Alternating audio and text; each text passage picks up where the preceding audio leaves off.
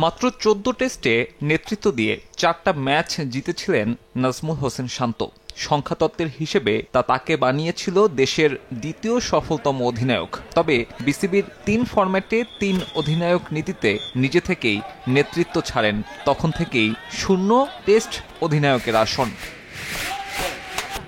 এই সংস্করণে নতুন মুখের খোঁজে বিসিবি নেমেছে অনেকদিন আগেই। তবে লম্বা সময়ের জন্য সাদা পোশাকের ভার তুলে দিতে চায় ক্রিকেট বোর্ড। প্রথম পছন্দ ছিলেন পুরনো অধিনায়ক শান্তই। তবে ওই অতীত অভিজ্ঞতায় আবারও এই দায়িত্ব নিতে চান না এই ক্রিকেটার। শান্ত আপত্তি জানানোয় বিকল্প হিসেবে শর্টলিস্টেড হয় ৩ জন, যাদের মধ্যে একজন মমিনুল হক, যিনি আবার সাবেক টেস্ট অধিনায়ক। এছাড়াও ওয়ানডে অধিনায়ক মেহেদী হাসান মিরাজ আর টি-20 ক্যাপ্টেন লিটন কুমার দাস ছিলেন বিবেচনায়।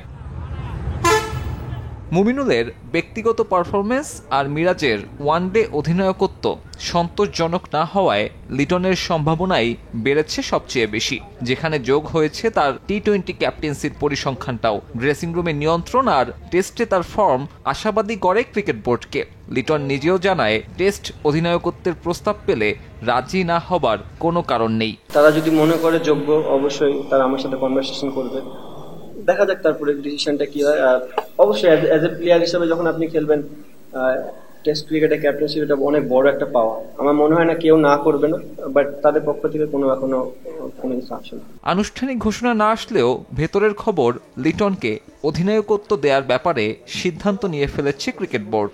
এখন পর্যন্ত একবারই ভারপ্রাপ্ত হিসেবে সাদা পোশাকে নেতৃত্ব দিয়েছেন এই ক্রিকেটার। সে ম্যাচে আফগানদের বিপক্ষে রেকর্ড গড়া জয় তুলে নেয় টিম টাইগার।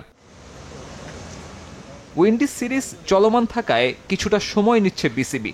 ধারণা করা হচ্ছে চলতি সপ্তাহেই আসবে আনুষ্ঠানিক ঘোষণা, আর মাঠের দায়িত্ব শুরু নভেম্বরে। আয়ারল্যান্ডের বিপক্ষে 2 ম্যাচের সিরিজ দিয়ে নতুন যাত্রা শুরু করবেন এই উইকেট কিপার ব্যাটার। সাব্বির মিথুন, সময় সংবাদ।